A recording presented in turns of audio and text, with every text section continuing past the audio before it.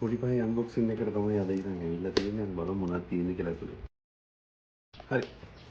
මේ අරලා තියෙන්නේ studio microphone එකක්. අපි බලමු මේක චෙක් කරලා. හැබැයි රිවිව් එකක් දෙන්න වෙන ඉස්සරහට තමයි. ස්ටුඩියෝ මයික්‍රොෆෝන් එක නැතුව තමයි තිබ්බේ. ඉතින් ඩලාස් එකේ තිබ්බ ඔෆර් එකක් දාලා තමයි. ගත්තේ ඉතින් මම මේ ඩලාස් එකේ ලින්ක් එකක් මම දාලා තියන්න කමෙන්ට් සෙක්ෂන් එකට.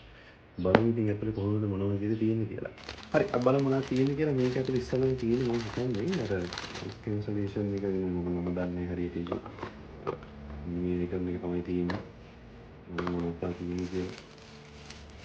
පස්සේ පවර් ස්ටෑන්ඩ් එකක් වගේ තුනක් වගේ තියෙන ස්ටෑන්ඩ් එක මම දැන් ස්ටෑන්ඩ් එක සෝරි ස්ටෑන්ඩ් එක නම් ඉතින් අමාරුයි මම වැඩි මේව ගැන දන්නේ නැහැ. ඊට පස්සේ මයික් එක. ගානට සාධාරණයි. ඔෆර් එකක් විතර තමයි ගත්තේ. මේක මට ගන්න උපය 1800ක් වගේ පොඩි ගානක් ගිහින්. දැන් නම් මම හිතන්නේ ඔෆර් එක නෑ. දැන් නම් සාමාන්‍යයෙන් 3000 විතර වෙනවා.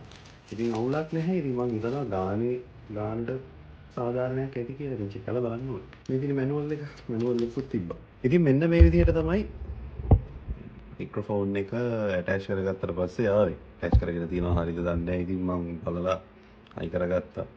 මම හිතනවා ඉතින් හරියද කියලා. අපි බලමු. මේක ඉතින් මම ටික දවසකින් බලලා මම හරියටම කියනවා. ඉස්සර වීඩියෝ එකකින් මම කියන්නම් මේක හොඳයිද කොහොමද ඔයාලට ගන්න මේක වටිනවද කියලා. එහෙනම් ගිහිල්ලා එන්නම් මම නෝට්බුක් එක. ආදරේ.